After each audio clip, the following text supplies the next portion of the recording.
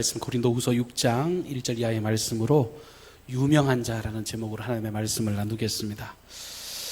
지난 6월 11일 날 우리 대한민국 헌정사에서 아주 매우 획기적이고 일대 혁명 같은 어떤 사건이 하나 있었습니다. 여러분 익히 아시는 대로 우리 야당 국민의힘의 대표로 이준석 씨가 당 대표로 선발됐습니다. 이건 자기 당뿐만 아니라 여야를 막론하고 대한민국 정치 역사사에서 처음으로 30대가 당 대표가 된 일이라 어떤 분들은 헛웃음을 짓는 분도 계시고 대다수의 사람들은 다 충격으로 이렇게 경험하는 분들도 많이 계신 것 같습니다. 심지어 당 대표가 되려면 정치 연륜을 쌓아야 하는데도 불구하고 국회의원도 한 번도 해본 적이 없는 영선의 의원이 이 공당의 대표가 되었다고 하는 사실은 일대의 돌풍이라고 해도 과언이 아닐 것 같습니다. 이번 이 일이 우리나라 정치사를 완전 좀 크게 휘몰아치고 뒤바꿔 놓을 거다라는 그런 예측을 하는 정치 평론가들의 이야기를 많이 보았습니다.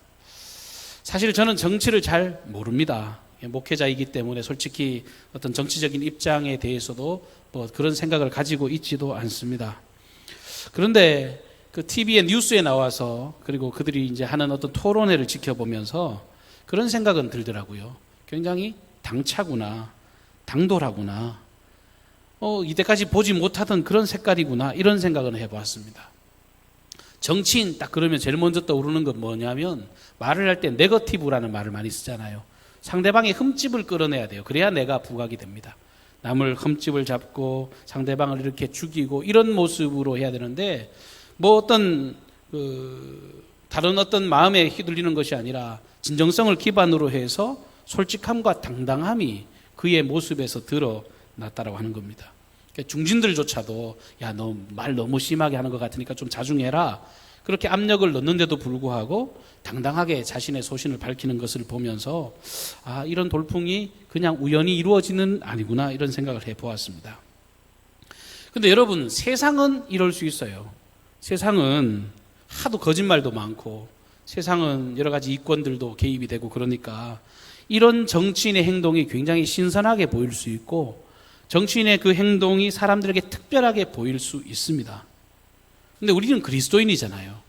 하나님의 자녀들, 주님의 부르심을 받은 사람들에게 있어서 이 진리 앞에서의 우리의 모습, 우리의 말, 이 복음을 제시하는 복음을 토대로 해서 우리가 살아가는 우리의 삶이라고 하는 것은 언제든지 타협 없이 당당할 수 있어야 합니다. 이게 특별한 삶이 아니라 당연한 삶이어야 되고 마땅한 삶으로 우리에게 드러날 수 있어야 합니다. 오늘 우리가 읽었던 이 본문 말씀, 이 고린도 후서의 배경은 사도 바울의 사역과 특별히 그의 사도성에 대해서 의심하는 사람들, 사도라고 하면 예수님의 제자들을 이끌어서 사도라 그러잖아요. 근데 사람들이 생각하기에 사도 바울 네가 무슨 사도냐, 너는 예수님 이후에 낳는 사람인데 무슨 네가 사도냐, 그러면서 그의 사도성에 대해서 이의를 제기하고 공격하는 사람들이 많았는데 그에 대해서 자기 변론의 말을 담은 편지가 이 고린도 후서의 내용입니다. 주후 55년경에 이 사도 바울이 에베소에 머물면서 이 고린도를 향한 첫 번째 편지인 고린도 전서를 기록을 했습니다. 이 편지의 내용을 보면 이 고린도 전서의 이야기들 중에 내가 앞으로 에베소, 고린도, 마게도니아, 예루살렘 이런 쪽으로 내가 여행을 계획하고 있습니다. 이런 이야기를 이 편지에 담고 있거든요. 근데 바울이 여러 가지 어떤 상황들, 변수가 너무 많았으니까요. 여러 가지 변수들, 이런 문제들로 인해서 이 고린도를 방문하려고 하는 계획을 미루고 못 방문하고 계속 이렇게 시간을 끌다가 나중에 이제 그 약속이 한참 이제 시간이 지난 이후에 이 고린도를 방문하게 됐습니다. 근데 그때 바울 자신도 스스로 하는 이야기가 뭐냐면 이게 근심의 방문이라 할 만큼 큰 어려움과 괴로움이 이 바울에게 뒤따랐습니다. 막상 고린도에 갔더니 많은 사람들이 이 바울을 배척합니다. 일단의 무리들에게는 정말 심한 인격적인 수모를 경험하기까지 했습니다. 말을 했으면 지켜야지 왜 약속을 지키지 않느냐, 이 고린도 방문 계획을 임의로 수정했다고 해서 그의 말이 무책임하다 이런 공격을 펼치는 사람들도 있었고 또 바울이 선교 여행을 다니면서 가는 곳마다 예루살렘 교회가 힘들고 어려우니까 이 연보를 요청하는 그런 일들을 했거든요. 그러니까 모금 활동을 했단 말이에요. 그런데 그것도 왜곡해가지고 저 사람 정말 돈만 밝히는 사역자라고, 겉으로는 멀쩡해 보이지만 돈만 밝히는 사람이라고 그렇게 비방을 받기도 했습니다. 특별히 바울의 행동뿐만 아니라 앞서도 말씀드린 것처럼 네가 무슨 예수님의 제자도 아닌데 사도라고 일컫고 다니느냐, 네가 무슨 사도냐, 이런 이의와 의심을 이야기하는 사람들로 인해서 바울은 굉장히 고통스러운 시간들을 보낼 수밖에 없었습니다. 그런데 이런 상황 가운데서 자신의 일을 아름답게 잘 감당하다가 다시 이 마게도니아에서 고린도로 재차 방문할 계획을 가지고 또 가야 될 그 고린도를 가기 전에 자신의 입장을 담은 편지를 쓰고 있는 것이 고린도 후서의 내용입니다. 근데요, 제가 앞서 쭉 설명을 드렸습니다만 여러분들이 그 정도의 어려움과 오해와 아픔을 경험한다면 어떤 말을 편지에 쓸 것 같습니까? 바울이 지금 오늘 이 쓴 고린도 후서의 말씀을 쭉 읽어보다 보면 지금 자기가 경험하고 있는 상황과는 너무나도 다르게 굉장히 주눅들지 않고 당당한 언행을 하고 있는 것을 볼 수가 있습니다. 너무 당당해요. 그런데 그 이유가 뭐냐 하면 오늘 사도 바울 본문 1절 말씀해 보시면 이런 인식이 그에게 있었기 때문에 그렇습니다. 우리가 하나님과 함께 일하는 자다. 그러니까 나는, 그리고 여러분들은, 우리 모두는 하나님을 위해서 함께 일하는 사람이다 라고 하는 인식이 그에게 있었습니다. 그리고 본문 4절 말씀에도 보면 우리가 모든 일에 하나님의 일꾼이다, 이렇게 이야기를 하고 있습니다. 바울은 지금 엉뚱한 일하고 살았던 게 아니라는 거예요. 내 이익과 내 방법과 내 생각을 위해서 살았던 삶이 아니라 나는 오로지 하나님을 위해 일했고 나는 하나님의 일꾼이라고 하는 자기 확신과 그 근거가 그의 삶을 정말 자신감으로 똘똘 뭉치게 만들었습니다. 자신뿐만 아니라 여러분들도 그러합니다 라고 이야기를 지금 하고 있는 것입니다. 이런 생각을 하고 늘 살아갔으니까 그는 늘 당당하죠. 그의 자신감을 꺾을 수가 없습니다. 뭐 두려울 것이 없습니다. 결국은요, 마지막에 순교의 제물이 되기까지 그는 타협하지 않고 정도를 걸어갔고 나는 하나님의 일꾼 되었다라고 하는 이 사실에 대해서 후회하거나 원망하는 일이 그에게 없었습니다. 근데 사도 바울은 이 하나님과 함께 일하는 자다, 하나님의 일꾼이다라고 하는 그 이야기를 하면서 왜 이렇게 살아가고 있는지를 본문 3절을 통해서 고백합니다. 이 이야기를 할 때 이 말씀을 덧붙이고 있습니다. 우리가 이 직책이 회방을 받지 않게 하려고. 내가 하나님의 일꾼이 됐는데 나는 하나님께 받은 이 모든 일들이, 이 직책이 회방을 받지 않게 하려고 나는 열심히 달려왔다는 거예요. 바울이 말하고 있는 이 직책이라는 게 뭡니까? 도대체 어떤 직책을 받았다는 거예요? 고린도 후서 5장 18절에 그 직책에 대해서 그는 이렇게 고백합니다. 모든 것이 하나님께로부터 났나니 저가 그리스도로 말미암아 우리를 자기와 화목하게 하시고 또 우리에게 화목하게 하는 직책을 주셨다라고 그렇게 고백합니다. 바울은요, 나는 하나님의 일꾼인데 하나님의 일꾼으로서 내게 뭘 맡겨주셨는고 이렇게 하면 나는 하나님과 인간 사이의 모든 담을 허무는 화목케 하는 직분을 받았습니다. 그리고 하나님이 세우신 수없이 많은 사람들, 사람과 사람 사이에 허물어진 그 모든 담들을 정말 하나 되게 만들고 융합하게 만드는 화목케 하는 직책을 나는 받았습니다 라고 이야기를 하는 겁니다. 이게 바울의 자기 인식입니다. 난 예수 믿는 사람이고 나는 하나님의 자녀고 하나님의 자녀로서 모든 것을 화목하게 만드는 직책을 받았는데 이 직책을 위해서 난 열심히 달려갈 뿐입니다 라는 이야기를 하는 겁니다. 여러분 신앙생활 하시면서요, 어떤 인식으로 신앙생활하고 계십니까? 하나님께 어떤 사명을 받았습니까? 어떤 직분을 받았습니까? 여러분, 일을 하는 데 있어서는요, 각자의 재능이 다 다르기 때문에 다양하게 일을 할 수 있습니다. 주신 재능이 다 다르니까 다양한 모습으로 일을 할 수 있어요. 그런데 우리에게 맡겨주신 직책이라고 하는 것은요, 사도 바울이 경험하고 있는 것과 우리와 별반 다르지 않습니다. 우리는요, 무조건 화목해하는 그 일을 위해서 직책을 받았다고 하는 사실을 인지하고 그 일을 향해서 방향을 가지고 전진해야 합니다. 우리 그리스도인의 분명한 사명은요, 영혼 구원에 있고 많은 사람을 살리고 세우는데 우리의 방점이 찍혀져 있다는 것입니다. 이게 주님을 위해 일하는 사람들의 방향입니다. 주님을 위해서라면 내 생을 아낌없이 하나님의 일꾼으로 주님이 원하시는 그 화목해하는 직분을 위해서 아름답게 걸어가는 삶, 이것이 그리스도인의 바른 길이라고 하는 겁니다. 오늘 사도 바울은 자기가 하나님의 일꾼이다라고 이야기를 하면서 그 일꾼됨의 특징을 몇 가지 이야기를 하고 있습니다. 제가 딱 3가지만 하나님의 일꾼됨의 특징을 사도 바울이 고백한 이 고백을 토대로 해서 말씀을 드리려고 합니다.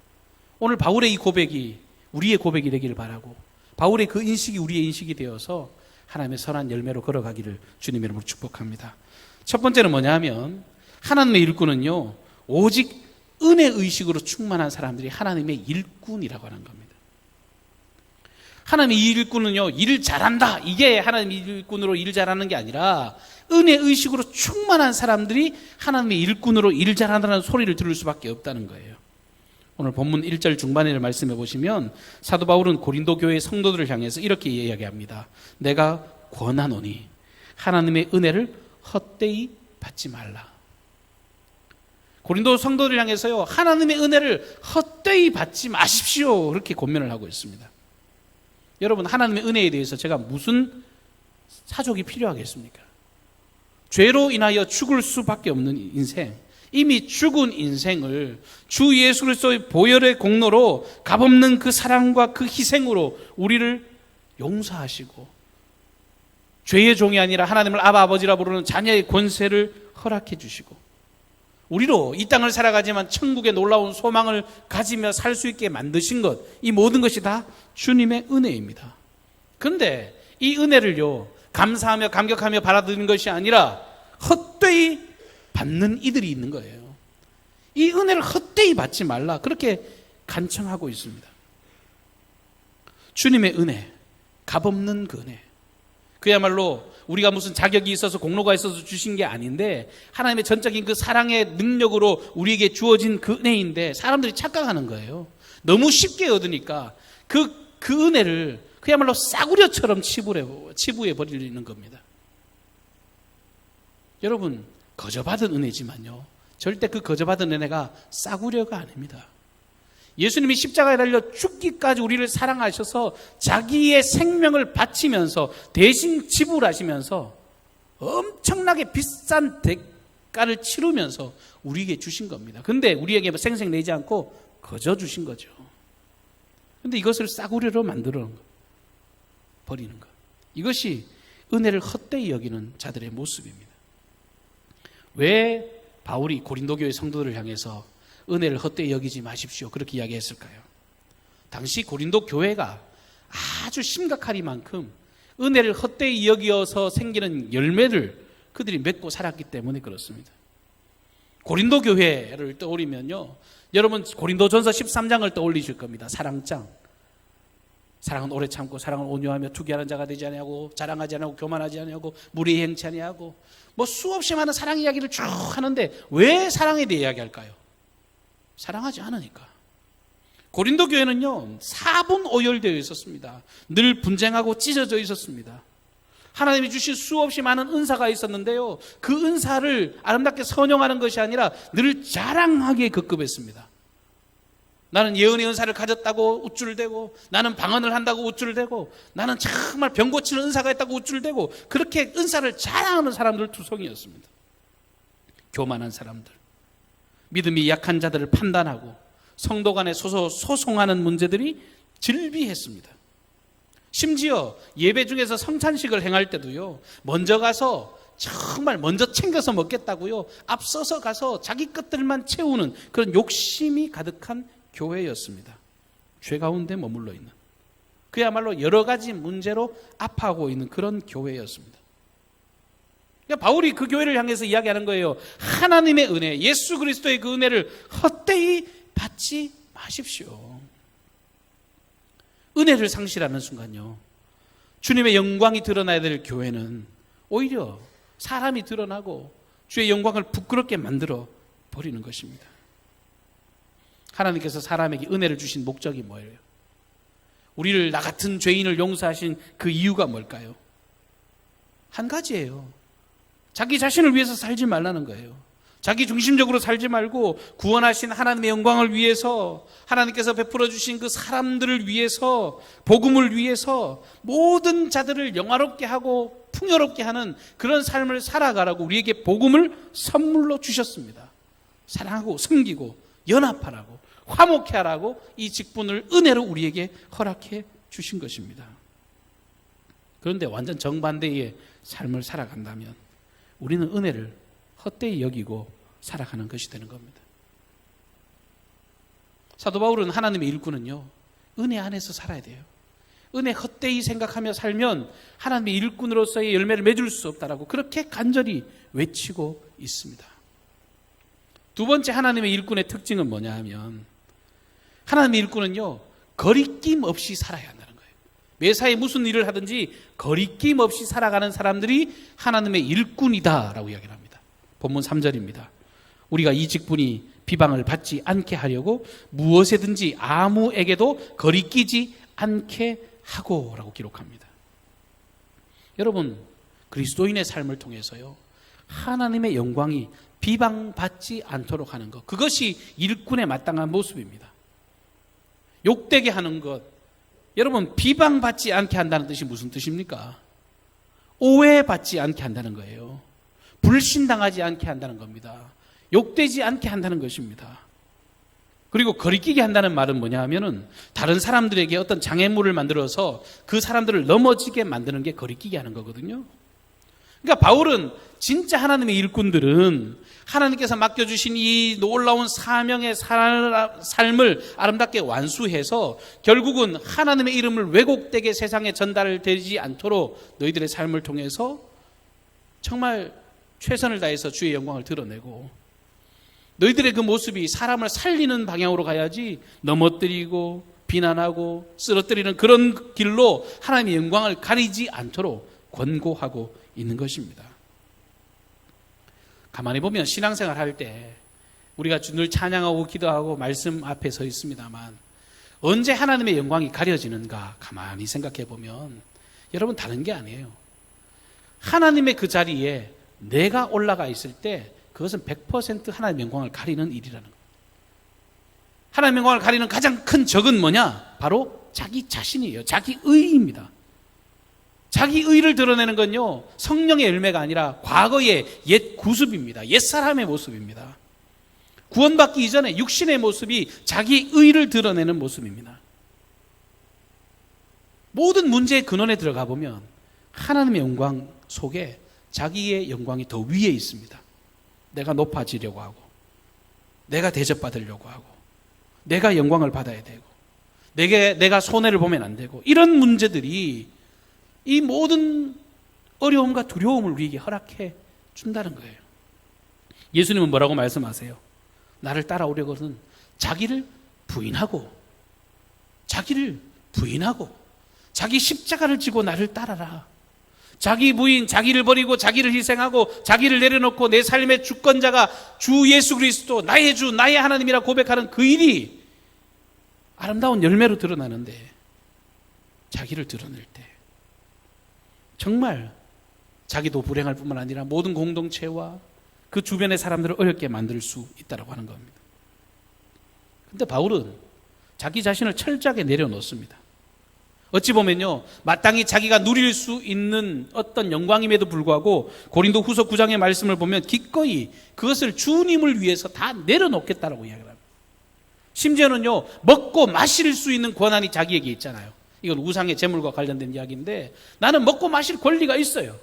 그리고 열심히 사역했으니까요, 얼마든지 얻어 먹어도 괜찮을 정도의 당당한 삶이 그에게 있습니다. 그러나 나는 이게 하나님의 영광을 가리는 일이라면 내 거 내려놓겠습니다. 그러면서요, 자기가 열심히 일해서요, 천막 만들어서 번 돈으로 자기를 희생하면서, 자기를 절제하면서 하나님을 위해서 살았습니다. 교회를 위해서, 복음을 위해서 살았습니다. 그리고 평생 사도 바울의 삶을 면면히 들여다보면 그야말로 사람들의 그 필요가 무엇인지를 따라서 자기의 삶을 그 사람들에게 맞추어가는, 그야말로 예수 닮은 삶의 모습을 볼 수가 있습니다. 유대인들에게는 유대인의 모습으로 다가갔습니다. 헬라인에게는 헬라인의 모습으로 다가갔습니다. 율법으로 똑똑한 사람에게는 똑똑한 사람의 모습으로 다가갔고, 정말 율법이 없이 정말 미련하고 무식해 보이는 사람 앞에는 그렇게 낮아지는 사람으로 그들과 함께 했습니다. 하나님 나라의 복음을 위해서라면 내 것 얼마든지 포기할 수 있고 내 것 얼마든지 내려놓을 수 있는 그야말로 영적 카멜레온과 같은 사람이 이 사도 바울이었습니다. 예수님이 율법으로 수없이 많은 바리새인들과 서기관이 정죄할 때 주님이 사셨던 삶이 그런 삶 아닙니까? 세리와 죄인과 창기와 모든 죄인들의 그 낮은 자리로 찾아가 그들과 함께 호흡하셨던 그 삶이 이 사도 바울에게도 드러났던 겁니다. 이게 주님의 일꾼된 삶에 마땅한 모습이라고 생각하며 그렇게 살아갔던 것입니다. 우리에게도 이런 삶이 필요합니다. 나를 내려놓고 나를 포기하는 삶. 반대로 내 것을 조금 더 챙기려고 하고 내 권리를 조금 더 주장하고 내가 정말 손해보는 것, 그것이 너무 가슴 아프고, 이건 하나님의 일꾼의 모습과 거리가 멀다고 하는 겁니다. 나를 죽여서 다른 일을 살리고 세울 수 있는 그 방향, 이것이 그리스도인의 아름다운 모습이요 일꾼의 바람직한 모습이라고 하는 것입니다. 사랑하는 성도 여러분, 하나님의 영광을 위해서라면 정말 이 하나님의 영광을 가리우는 어떤 거리낌도, 어떠한 이 불편한 요소들도 다 제거하기 위해서 몸부림치는 그런 복된 걸음이 되시기를 바랍니다. 세 번째, 하나님의 일꾼의 특징은요, 어떤 고난 가운데서도 승리한다는 그런 방향이 있습니다. 하나님의 일꾼은요, 어떤 고난이 다가와도 그 삶에서 승리를 경험하는 그런 믿음의 삶을 살아가게 된다는 거예요. 그게 하나님의 일꾼의 모습입니다. 처음에 하나님께서 바울을 부르셔서 일꾼 삼아 주셨습니다. 우리가 흔히 기대하기는 일꾼 삼아 주셨으니까 뭔가 좋은 상급을 정말 예비하시고 뭔가 이렇게 조건부로 내가 너를 불렀으니까 이렇게 해줄게, 뭔가 약속이 있겠지 싶겠지만요, 애초에 바울이 주님의 부르심을 받았을 때는요, 그의 삶에 큰 상급보다는요 크나큰 고난이 예고되었습니다. 사도행전 9장 15절과 16절 말씀입니다. 주께서 이르시되 가라, 이 사람은 내 이름을 이방인과 임금들과 이스라엘 자손들에게 전하기 위하여 택한 나의 그릇이라. 그가 내 이름을 위하여 얼마나 고난을 받아야 할 것을 내가 그에게 보이리라. 이 사람은 나를 위해서 이방인의 사도로 쓰임을 받을 건데 이 일을 위해서 이가 엄청난 고난을 받을 것이라고 처음부터 주님은 그를 부르시는 시점에서 말씀해 주셨습니다. 그런데 은혜를 경험한 바울은요, 이 이야기를 듣고도 여러분 곧장 앞서서 달려갔습니다. 뒤를 돌아보지 않았습니다. 아, 내가 이 복음을 위해서 이 고난을 감수하는 것도 일꾼으로서의 마땅한 삶이로구나. 운명이야, 와라. 내가 너를 꺾어버리지. 내가 너에게 휩쓸려 쓰러지지 않을 것이라고. 하나님의 영광을 위해서, 죽어가는 생명들을 위해서, 하나님의 교회를 위해서 그의 삶을 온전히 내어드렸습니다. 오늘 본문 4절과 5절 말씀에도요, 바울이 당한 고난의 모습이 상세하게 기록이 되어 있습니다. 환난과 궁핍과 곤란과 매맞음과 갇힘과 요라는 것과 수고로움과 자지 못함과 먹지 못함과 그런 고난들로 그가 수없이 많은 아픔을 경험했습니다. 여러분, 지금 우리가 당하는 어려움들, 신앙에서의 고통들, 이 바울에 비하면요 그야말로 아무것도 아니죠. 복음 전한다고요, 환난을 당합니다. 배고픕니다. 매를 맞습니다. 갇힙니다. 죽을 위기 수없이 많이 당했습니다. 고린도후서 1장 8절과 9절에도요, 형제들아, 우리가 아시아에서 당한 환난을 너희가 모르기를 원하지 아니하노니 힘에 겹도록 심한 고난을 당하여 살 소망까지 끊어지고 우리는 우리 자신이 사형 선고를 받은 줄 알았으니. 너무 크게 고난을 당하니까요, 사형 언도 받은 사람처럼 살았다는 거예요. 너무 힘에 지나는 고난을 당해서 살 소망이 끊어질 정도의 고통을 주 예수 그리스도를 위해서 기꺼이 감수하며 살았습니다. 여러분, 이 정도 고난을 당하면 어떤 생각이 들까요? 아휴, 내가 진짜 밑빠진 독에 물 붓기도 아니고 내가 이렇게 사는 게 잘 사는 건가? 아이고, 사람들이 나를 조롱하니까 내가 틀리고 저 사람들 말이 맞을지도 몰라. 이게 일반적인 생각이잖아요. 근데 바울은 이런 숱한 고난과 어려움 가운데서도 자기 자신의 삶의 증거를 이렇게 고백합니다. 오늘 6절과 7절. 이런 여러 가지 환난을 당하면서도 순결과 지식과 인내와 친절과 성령의 감화와 거짓 없는 사랑과 진리의 말씀과 하나님의 능력으로 살았다. 그런 이렇게 고백합니다. 여러분, 앞서 당했던 그 고난의 열매와 이 바울이 고백하고 있는 이 고백이 여러분 이해가 되십니까? 섞입니까? 용납이 안 되잖아요. 근데 이런 모든 고난을 당하면서도 나타나는 열매라는 거예요. 순결해요. 친절합니다. 성령의 감화로 정말 다른 사람들을 세우기 위해서 오로지 거기에 포커스를 맞춰져 있습니다. 더욱이 육체적으로 고난을 당했잖아요. 그러니까 바울의 오늘 고백과 같이요, 사람들이 객관적으로 바라볼 때 사도 바울은 지금 어떤 사람입니까? 이름 없는 무명한 자입니다. 저 별 볼 일 없는 인간이 맞습니다. 사람들이 그냥 객관적으로 사도 바울을 볼 때 딱 죽은 사람이 맞습니다. 천벌받은 사람이 맞고요, 슬픔을 당해도 저렇게 고통당하는 사람이 없습니다. 가난한 사람이고 아무것도 없는 사람으로 비춰질 수밖에 없을 정도로 그는 진토 가운데 처박혀 있습니다. 무명한 사람, 죽은 사람, 벌받은 사람, 슬픔과 고난과 가난과 찢어진 아픔에 처한 바울의 모습이었지만, 사람들은 그를 그렇게 평가했지만 바울은 절대로 그렇게 고백하지 않았습니다. 여러분, 9절과 10절을 여러분들 우리 한 목소리로 크게 한번 읽도록 하겠습니다. 여러분들 9절과 10절입니다. 같이 읽겠습니다. 시작.